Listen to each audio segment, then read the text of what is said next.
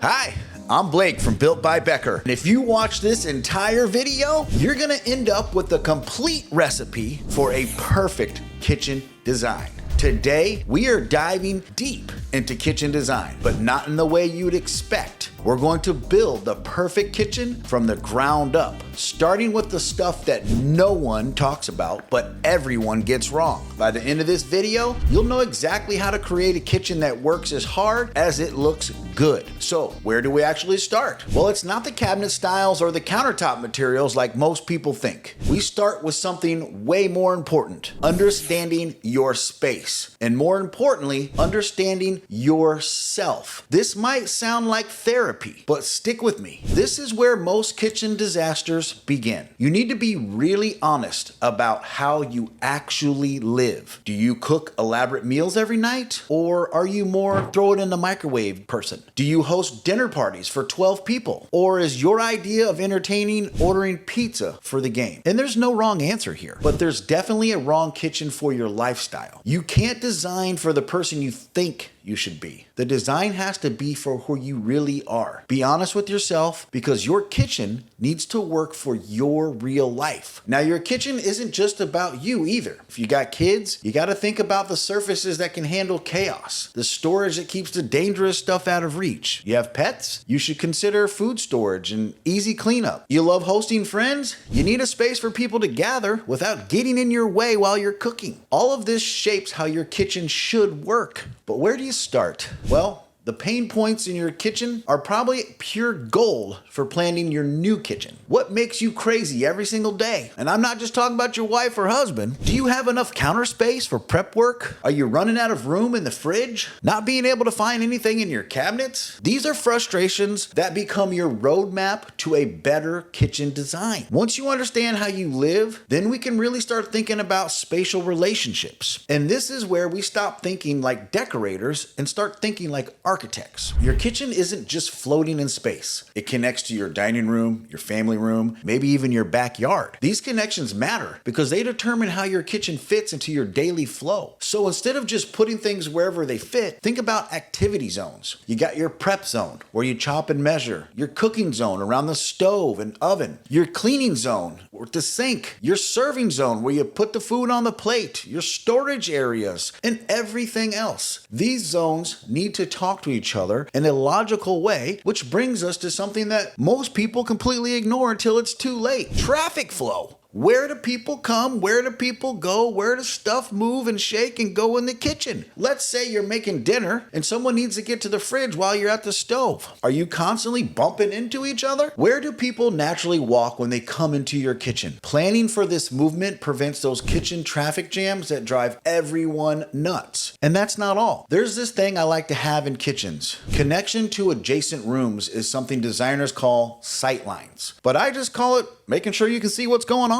If you're cooking dinner, can you keep an eye on your kids while they're doing homework or eating at the dining room table? Can you chat with your guest in the living room while you're prepping the appetizers? These visual connections keep you a part of the action instead of stuck in kitchen isolation. Now that we understand the foundation, let's get to the layout fundamentals. This is where rubber meets the road, and geometry might sound scary, but it's really just common sense with a fancy name. Let me explain. See this triangle? Let's call that the efficiency triangle. It's an old school kitchen wisdom that still holds true. Your sink, your stove, and your refrigerator should form a triangle that's easy to navigate, but not so small that you're constantly bumping into yourself. Each leg of the triangle should be about 4 to 9 feet for optimal workflow. But here's the thing. The triangle is just a starting point. Zone planning takes this triangle concept and expands it. Group related functions together so that everything you need for each task is within easy reach. Your coffee station should have everything for morning routines in one spot. Your baking zone should have the mixing bowls near the stand mixer. It just makes sense when you think about it. Clearance rules aren't just suggestions either. They're the difference between a kitchen that flows and one that fights you every day. You need at least 36 inches to 42 inches of walk space. You need 15 inches of counter space on each side of your cooktop, 24 inches on one side of your sink. Trust me, these numbers are serious. So what about the actual layout types? Understanding these will help you figure out what works best in your space. Galley kitchens get a bad rap, but they're actually incredibly efficient if you do them them correctly. The key is keeping everything within easy reach and making sure you've got good storage on both sides. Everything's right there when you need it. U-shaped kitchens give you a ton of storage and counter space, but they can feel closed off if you're not careful. The key is keeping the opening wide enough that it doesn't feel like a cave. L-shaped kitchens are great for open floor plans. They define the kitchen space without blocking sight lines. The corner can be tricky, but that's where lazy Susans and pull-out drawers can earn their keep. And if you don't believe me, watch my last video. We're talking about it still in the comments. And then there's the island configuration, where people get really excited and really stupid at the same time. Islands are fantastic when they are the right size for the space, and terrible when they are not. A good island improves traffic flow and adds functionality. A bad island turns your kitchen into an obstacle course. And speaking of it, let me tell you about some layout traps I see people fall into all of the time. The first mistake is dead corners and awkward angles. Corners are valuable real estate in a kitchen, but only if you actually use them. Standard corner cabinets are basically black holes where measuring cups go to die. Plan for corner solutions from the very beginning, not an afterthought. The second mistake is doorway conflicts. If your oven door blocks your walkway when it's open, or your dishwasher creates a traffic jam, you've got a planning problem that's going to annoy you every single day. Walk through your motions before you finalize anything. And third mistake is appliance accessibility issues. Your microwave shouldn't require a step stool to reach, and your dishwasher shouldn't be blocked by your island overhang. Obviously, I have seen this a lot. Once you've got your layout sorted, then we can move on to appliances and infrastructure. This is where function absolutely has to come before form, because a beautiful stove that doesn't cook well is an expensive piece of wall art. The most logical thing you need to do is match your cooking style with your equipment. If you're a weekend warrior who loves making elaborate meals, invest in serious cooking equipment. If you're more of a quick and simple cook, don't waste the money on the features you'll never use. Be realistic about this. Also, that 48-inch professional range that looks impressive, but do you really need 6 burners? Would you be better off with 4 and more counter space? Again, be honest about your actual cooking needs versus your cooking fantasies. I think it's time for me to step into the dangerous territory here. I want to first warn you that what I'm about to say might ruffle some feathers, but don't worry, I kind of like doing that. I'll be kind and I'll let you decide for yourself. Right now, there's a big debate going on between built-in appliances, which have been trendy for some time, and freestanding appliances. So, which one wins? Drop your likes in the comments. Well, honestly, it depends on your preference, but here's what you need to know. Built-in appliances create clean lines and seamless look. While they're also more expensive and harder to replace, freestanding appliances are more flexible and often more affordable, but they can disrupt the visual flow of your space. There's no right answer, just trade-offs. But whatever you choose, please don't forget to carefully plan your electrical layout. You need outlets where you're actually going to use small appliances, not just where they're easiest to install. Think about your coffee maker, your stand mixer, your food processor, where you'll be realistically using them. Plan for more outlets than you think you'll need. All right, now let's talk about cabinetry and storage, because let's be honest, this is probably where you're going to spend the biggest chunk of your kitchen budget. And it's also where smart planning really pays off. The quality of your cabinet construction is what separates a kitchen that lasts for decades from one that starts falling apart after a few years. Solid wood costs more upfront, I know, but it's an investment that saves you money in the long run. If you're choosing between plywood and particle board, go with the plywood. It's way sturdier, and when it comes to door styles, keep it simple. Clean, classic designs age way better than whatever's trendy right now. Flat panel doors are great for modern spaces, while basic frame and panel styles work just about anywhere. Just try to avoid the kind of details that scream 2020 Pinterest in a few years. So what about the practical side? When you're designing a kitchen that really works, one of the most important things is to make sure that everything is within reach. You shouldn't need to climb a step stool to get your plates or crouch into a dark corner to haul out your heaviest pot. Good design should feel effortless, and that starts with accessibility. That's where thoughtful storage solutions come in. Pull-out spice racks, deep drawers, built-in organizers. They can be amazing, but only if they solve real problems. If they're just flashy features that look cool in a showroom, you'll probably end up resenting the wasted space and the extra money. Always ask yourself, yourself, is this going to make my daily routine easier? At the same time, think about what you want to show off and why you'd rather keep it tucked away. A little open shelving can be beautiful and practical. It makes your most used items easy to grab and adds personality to your space, but too much of it quickly turns into a cluttered mess and you have to constantly keep it tidy. The trick is finding balance that works for how you live. Now, we're just going to get to the surface and the materials. This is where a lot of people get paralyzed by choices, but it doesn't have to be complicated. Choosing your materials is where the look and feel of your kitchen really come together, but it's also where the trade-offs start to get real. Natural stone like marble and granite is undeniably beautiful. It ages with character and brings richness that you just can't fake, but it also demands care, sealing, cleaning, and a little patience. On the flip side, engineered materials like quartz are tough, consistent, and low maintenance, though sometimes it can feel a little bit too perfect. Solid surfaces, easy to repair, also easy to damage. So the key is to choose not what looks good, but what actually fits your decisions. Then there are the little details that quietly shape everything, like countertop edges. You might not think much of it at first, but they totally shift the tone. A straight edge can feel sleek and modern. An OG edge can lean more traditional and ornate. A mitered edge where a slab meets at an angle gives you that high-end custom feel. It's all subtle, but it adds up fast. Next are the backsplashes. This is the chance to show a little personality without committing to something huge. But this is also where people either play it way too safe or go full-on chaos. The sweet spot is choosing something that complements the space without shouting over it. Scale and pattern make a big difference here. Large tiles make a small kitchen feel more expansive, while smaller tiles bring in texture. But the risk is looking too busy if it's overdone. Subway tile is a timeless favorite for a reason, but if something else speaks to you, follow that instinct. Just make sure it fits your space. Now let's move on to fixtures and finishes. There are a lot of details that pull everything together where small decisions make a big impact. Start with your sink and faucet. They need to function as a team. A deep farmhouse sink might be perfect for soaking big pots and pans, but it can be tough on your back if you're bending over all the time. An undermount sink gives you those sleek, uninterrupted countertop lines, but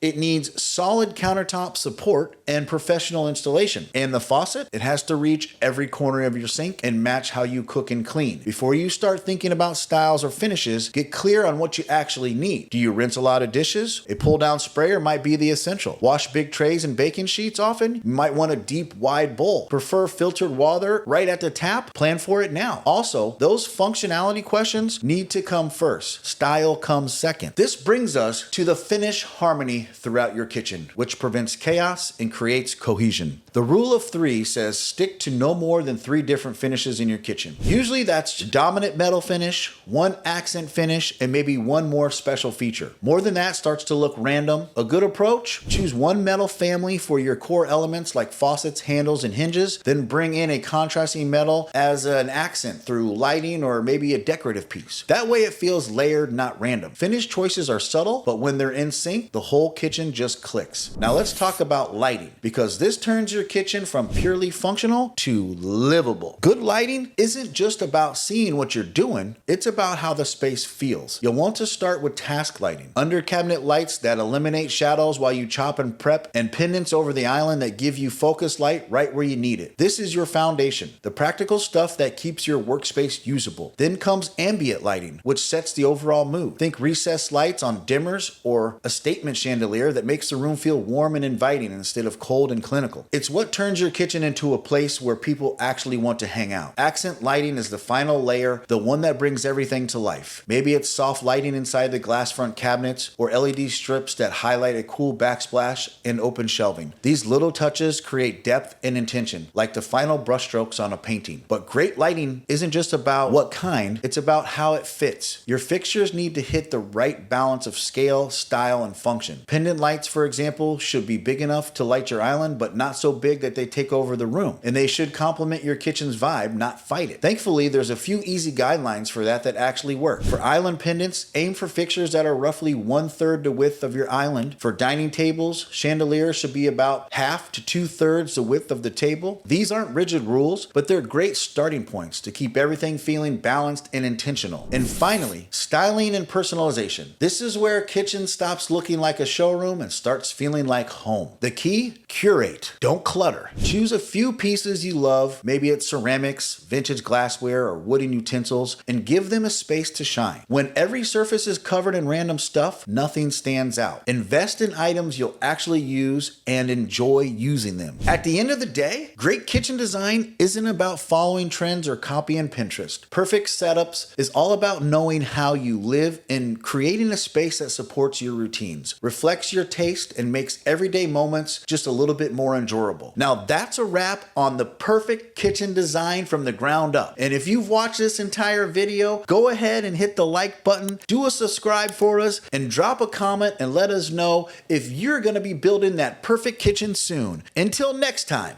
I'm Blake from Built by Becker.